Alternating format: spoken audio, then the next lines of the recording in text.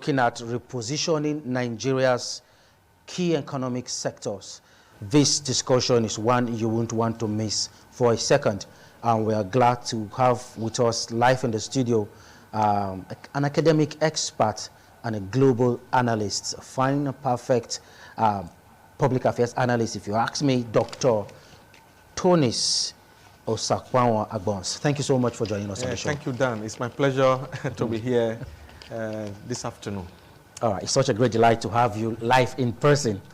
Thank you very much. So let's get started repositioning the key economic sectors. What are the key economic sectors to start of the country? Thank you, Dan. Thank you for the very powerful introduction and insight you gave before you brought me on the program. Okay, thank you. When you look at any nation in the world, there are key metrics that you look at. There are key sectors you look at that you will say this is a developed economy, that this is a developing economy, and then you will say that this is an economy that is just nowhere.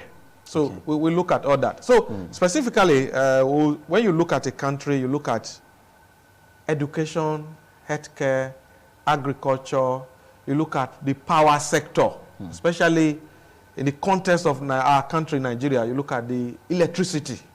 Okay? A report just came out now, and, Nigeria, 86 million people, because like you know, I work with data, I do research, it's my bread and butter.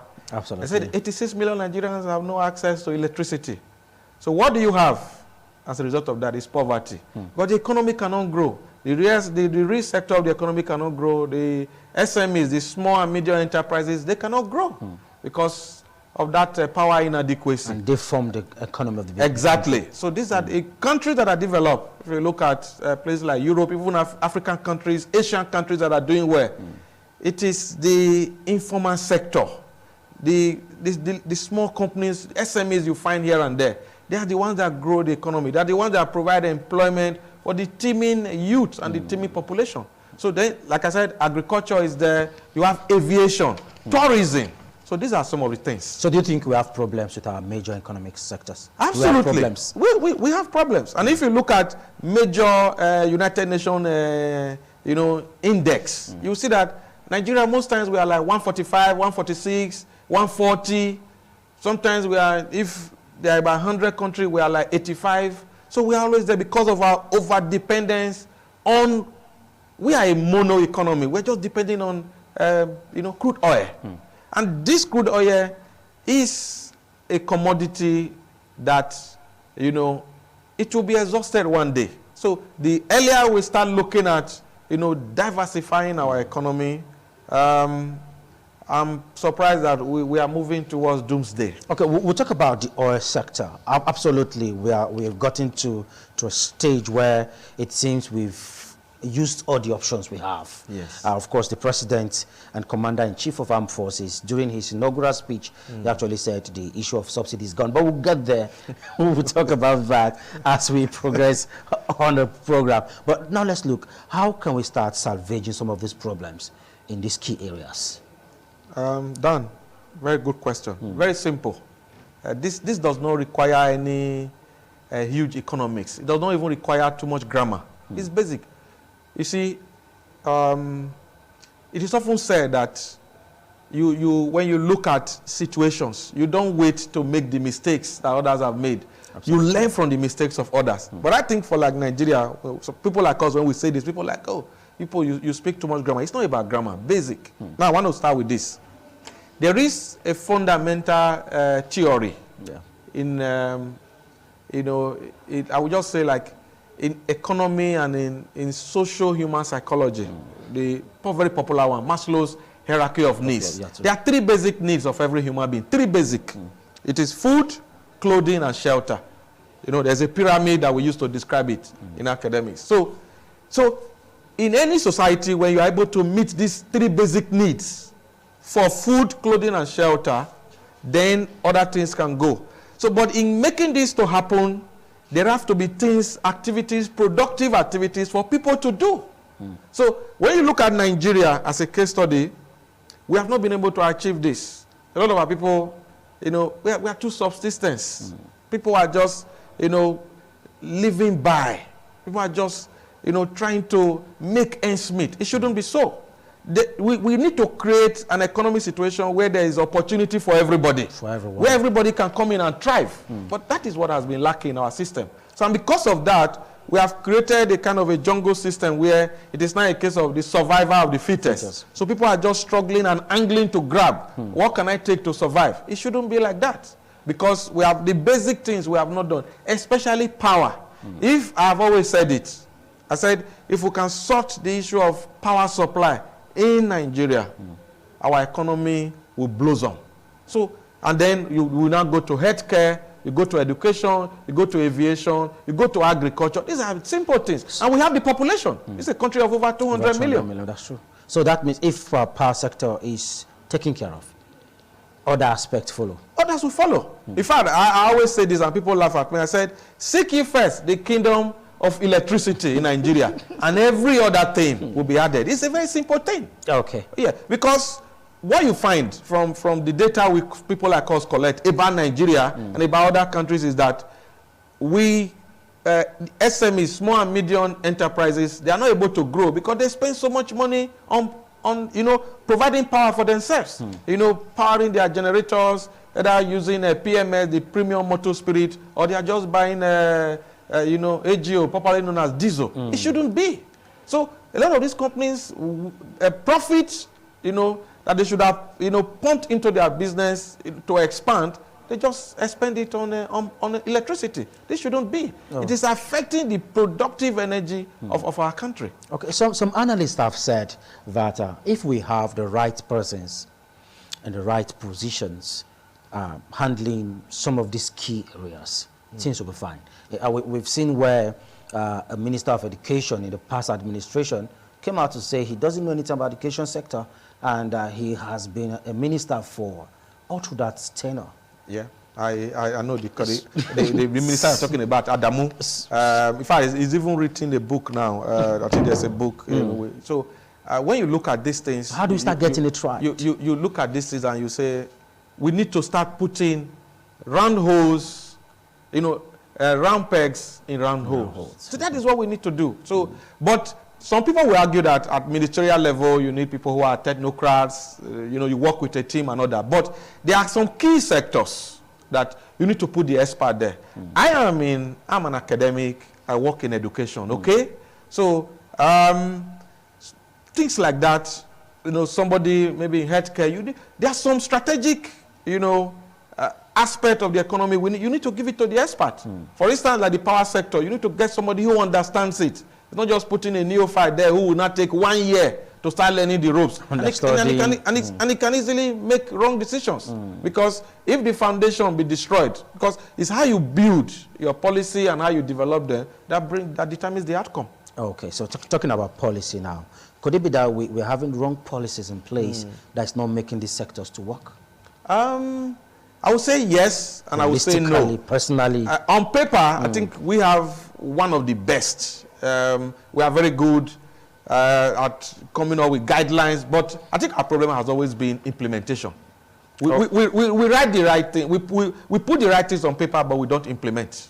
Okay, so now let's look at the aspect of our educational system.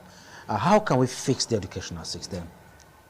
Look, when you look at, when I was coming to your studio this afternoon, I was telling you know, my brother who brought me here, I was like, because we passed through the University of Benin. That's true. I attended Uniben. Okay. And I said, when I was in Uniben, okay, in the 90s, I had classmates who were foreigners from Kenya, Ghana. These people were coming to study Cameroon, here. Togolese, they come here. That's true. Okay? But what do we have today is the reverse. Because over time, our educational system has deteriorated. And that is why you see that the Academic Staff Union of Universities, they've been going on strike repeatedly. You see? So because this system is just breaking down gradually and people are going out to study. You know, I felt, as a Nigerian, I felt so bad during the Sudanese crisis, Sudan. Yeah. Nigerian students in Sudan, with all due apologies and all respect to the country of Sudan, I have friends from that country. I'm like, Nigerian students studying in Sudan. Excuse me? What is it we are doing? Why are people, some people were saying, no, they are going there to study some kind of courses. I say, it doesn't matter.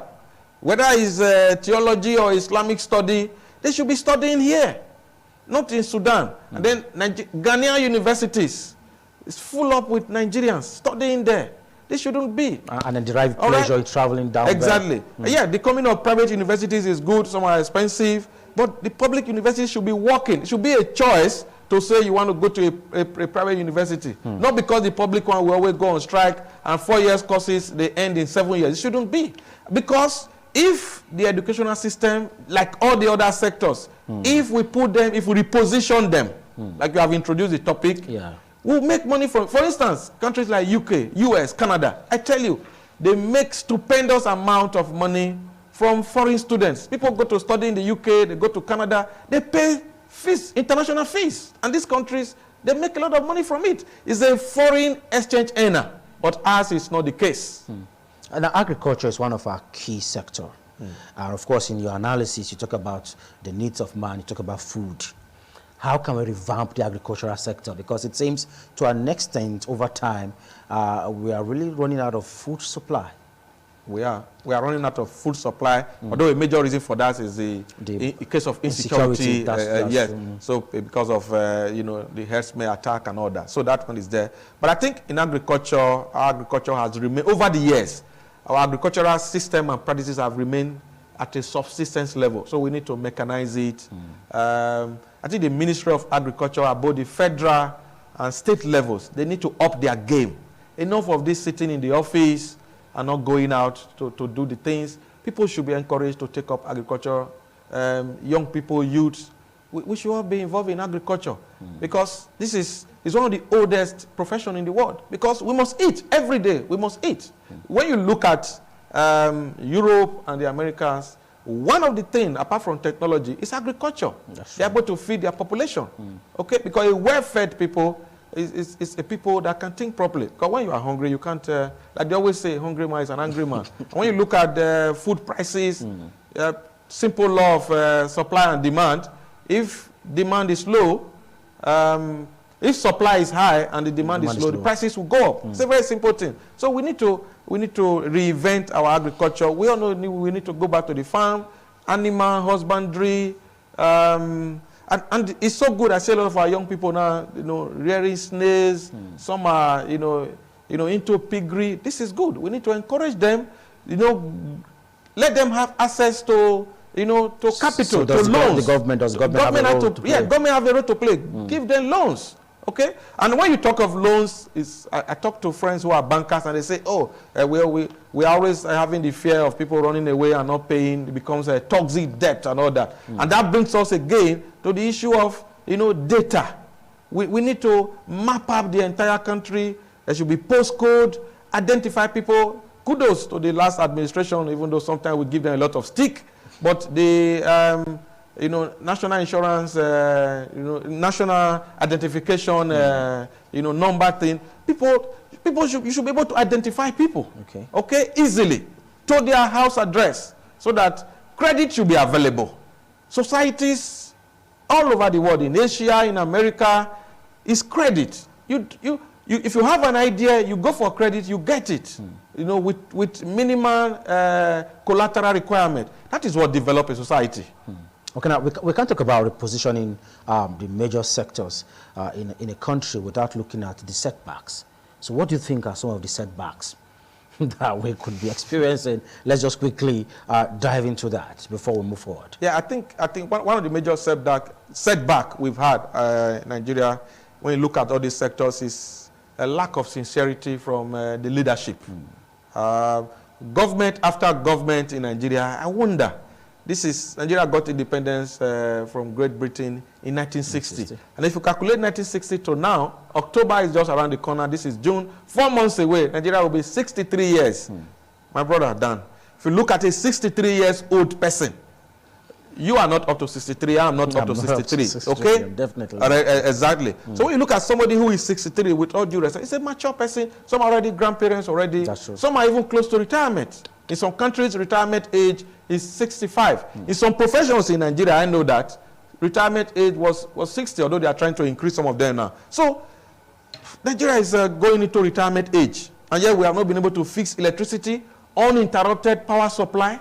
So what does it take for the leaders of this country to just understudy another country? If you look at countries like Egypt, if you look at countries like Rwanda, Botswana, there's this country, I just forgotten the name now, I wanted to mention as well. Mauritius. These countries, they have, how did they do it? I don't want to mention European or American countries so that they don't say, oh, that one is Europe. I'm talking of African countries. So how did they do it? We can do it. Okay. Okay? In Nigeria, a country with 200 million people, we are still on 4,000 megawatt of electricity. Egypt is on over 50,000 megawatts. South Africa, the same thing. So what is it we are doing? What is the problem? And despite all the resources that successive governments in this country has pumped into the power sector, we're still suffering. Even while I was waiting to come on this studio here, power went off. So it shouldn't be. Okay, so now we should know that these problems, these setbacks, there are solutions, isn't it? Obviously, there are solutions. I think it's just the willingness to do what is right and thinking of the common good of the majority of the people. I always say, I say this, and you can quote me anywhere, okay, that governance is a social contract between the governed and those governing and those being governed. Okay. So it is. So, and governance should be for the happiness of the majority of the people and not just a select few. So I think it's a challenge to our political class. They should think about the people. It's not just enough for you to be okay, you and your family to be all right. You send your children abroad for education. When you have a headache or you have a toothache, you fly abroad to go and see a dentist and all that. Okay? It shouldn't be. So let's fix our home. If the health sector is intact. Exactly. If the health sector is intact, because most of these countries abroad, if you see the money they collect as medical tourism. Like, look, people used to come to UCH Ibadan, our University College Hospital in Ibadan. Those days, in the 70s, for healthcare. But now Nigerians, where do we go? Somebody has a broken leg, is traveling to India for surgery. Somebody has a pain in the waist, is going to UK for treatment. So why can't we have these things here? So these are the things. So our political class, okay, we have a new government in place now. They should look at these things. And of course, we have not even started on a good footing because the head of the new government, he's at the moment is already going out, and all that. So it shouldn't be. We should develop our nation. The market is here. For every country to develop, you need a market. That's true. And we are so blessed that we have the population. Look, my brother, 200 million people. There is nothing you will manufacture here that you don't have the market. We have the market. And we can even produce more and export. Okay? Small countries like Vietnam, countries like Singapore, what export Turkey. Well, I see a lot of our people, they say, oh, I bought this suit from Turkey. It was brought from Turkey. They even export. Because when you already produce and you have, you look for other markets. We should be able to, like we are talking about premium motor spirit now, petrol, this diesel and all the rest. Because people talk of crude oil. Some of them, I asked them, I said, have you ever done the subject called chemistry? Science subject, chemistry. They said, oh, no. I said, look, we did something called fractional distillation. So when you get crude oil, you put at the refinery, okay? It's not only petrol that comes out. You have diesel, you have bitumen, you have other things. I've even forgotten now. You have engine oil. You have engine. So many things. So we can export this thing. And like Nigeria, for instance, during this Russia-Ukraine crisis, countries made money from gas. We didn't. Because most of our liquefied natural gas, we fled them. If you go to Niger Delta, you just see them burning. It becomes, they use it for moonlight. It shouldn't be so. Well, a lot to talk about if you're just tuning in. This is Business This Week, reaching you live from Independent Television, the Benin Network Center. And of course, Dr. Tony Agbons has been doing well as far as the talking point is concerned, repositioning the major key sectors of the country. We'll quickly take a short break. We'd like to take your reactions. We'll be opening the phone lines so that we can interface and, of course, extract the front line of the discussion. Don't go nowhere. All right, thank you so much for joining us. You're still on to your program, lovely program, Business This Week. And yes, we've been looking at repositioning key economic sector of the country. And of course, Dr. Tony Agbons is our guest, and he's still here with us in the studio. We'll be displaying our phone line right now on the screen. You can call in to interface with us. Let's get talking. But meanwhile, the phone number to call is 080-777-70300. That's the number to call. Now, oil subsidy, I would like us to look at it as we move on with the discussion. The president actually in his inaugural speech said the issue of oil subsidy is gone. This is another aspect of the economy that really needs urgent attention. Yeah. In your opinion, what is the major problem with our oil sector? I think the removal of the oil subsidies, to be honest, is not unexpected. Okay. Because before this election, I think all the major candidates, the matter is in the court. So most times we don't even talk about these issues again. That's true. Yeah. So I think they all said, yeah, the subsidy must go. All of them, the major candidates. So it wasn't unexpected. But the only thing that was a bit shocking was the manner with which the pronouncement was made. And most analysts and keen observers like us and many Nigerians felt that there should have been some preparation in place before the subsidy is eventually removed, because it's very, very costly now. So Nigerians weren't prepared? Weren't prepared, just taking it off. And people feel, and I also do agree, that certainties needed to be in place first before the subsidy is removed. So, but there's a lot of politics and politicization around that, which I know is not the subject of our discussion. But with the way we have been going, the entire policy around subsidy removal, subsidy payment of subsidy, was no longer sustainable to the Nigerian economy. Okay. But now, the challenge is the price, like in Benin City now, I've seen prices 511 per liter. It is also not survivable, in quotes, I'm using that word, to an extent, for the ordinary Nigerian. Okay?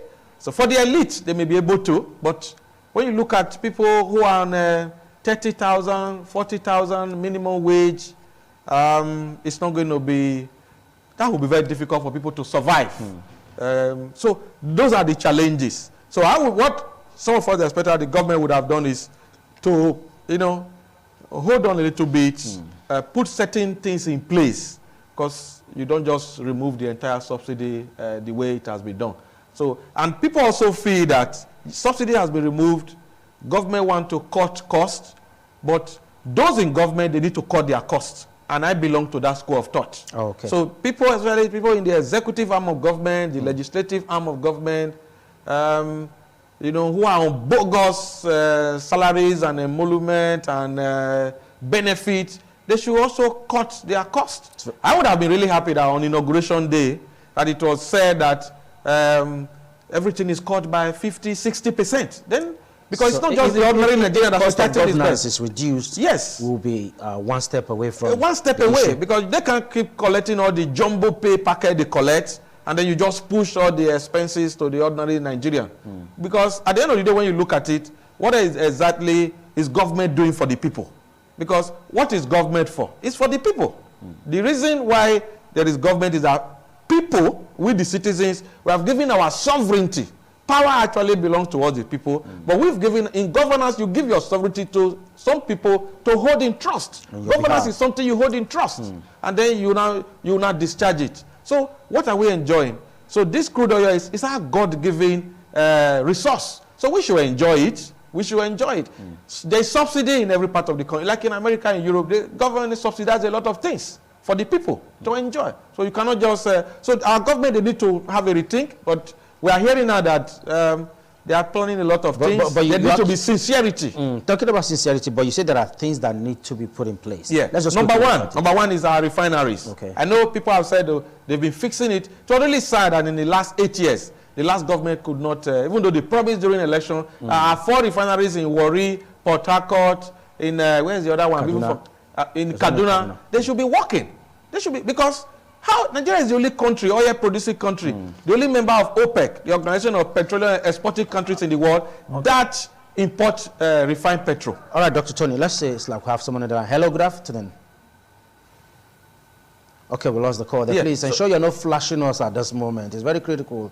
Let's just get your reaction. Thank you so much. So as I was saying, we are the only country among the oil producing countries in the world that import refined petrol. It shouldn't be. So our refinery should be working. It should be working because when you are importing, it brings a lot of cost. Shipping, landing, everything. Okay. So that is one major problem. All right, that's one. Let's hold that on the one hand. Hello, good afternoon. Yeah, thank you for joining us. What I want to talk about the refinery. You know, when I listened to news one day, they say that there is one country, something Iraq on that side. But we want to know your name and where you're calling from. They say we would like to know your name and your location. Very important. Repositioning key sectors of our economy. That's our key talking point this lovely afternoon.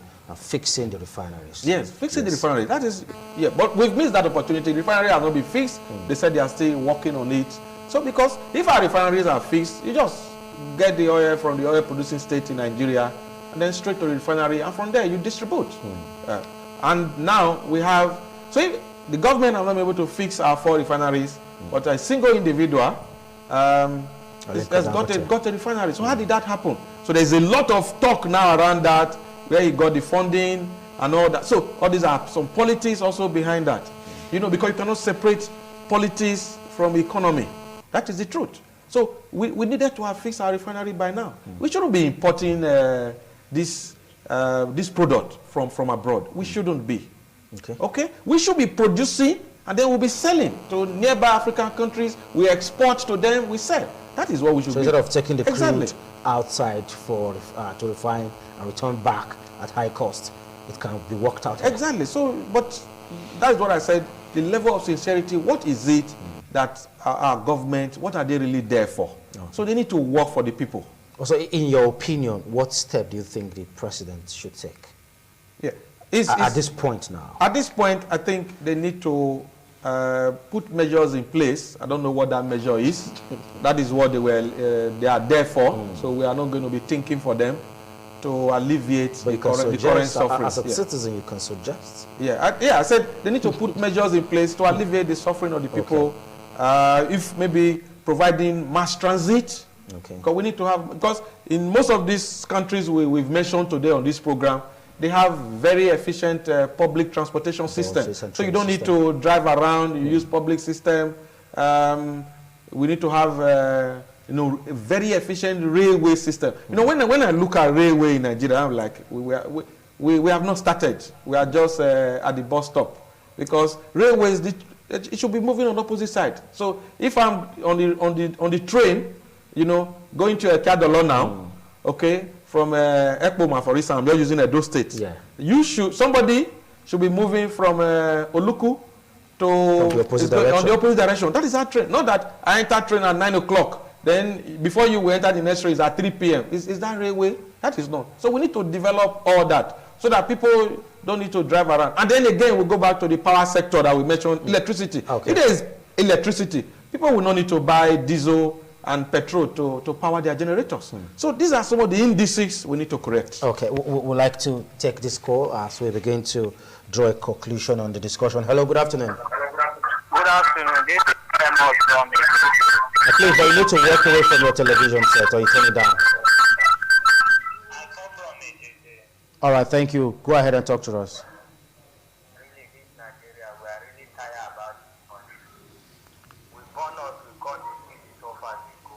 But really, God is around, everything will be fine. But my problem is that not about all those people, many problems. Waiting the whole Nigeria when they don't stay. Okay.